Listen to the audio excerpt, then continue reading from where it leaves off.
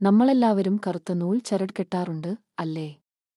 എന്നാലും ഇത് വെറുതെ ഫാഷനായി മാത്രം കെട്ടേണ്ടതല്ല, ഇത് വെറും ഒരു വിശ്വാസമല്ല, ഇതിന് ശനിഭഗവാനുമായി വലിയൊരു ബന്ധമുണ്ട്. കറുത്ത ചരട് എവിടെ, എങ്ങനെ കെട്ടണം എന്ന് കൃത്യമായി അറിഞ്ഞിരിക്കണം. കാലിൽ. സാധാരണയായി കറുത്ത ചരട് ഇടതുകാലിൽ കെട്ടാറാണ്.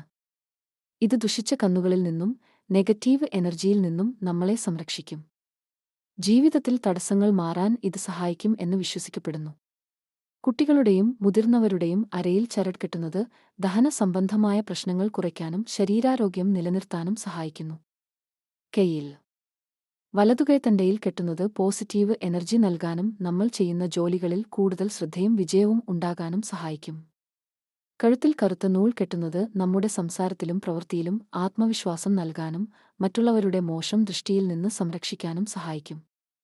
ഇത് മനസ്സിനെ ശാന്തമാക്കാനും ഉത്തമമാണ്. വീടിന്റെ മുൻവാതിലിൽ.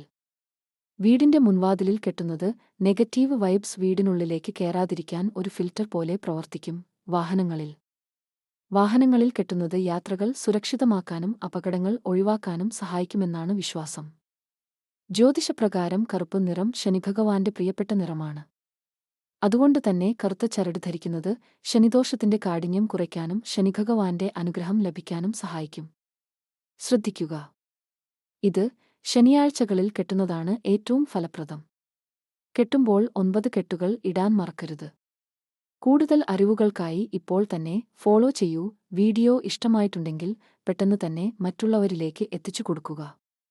വീഡിയോ ആദ്യമായി കാണുന്നവരാണെങ്കിൽ ചാനൽ സബ്സ്ക്രൈബ് ചെയ്യുക.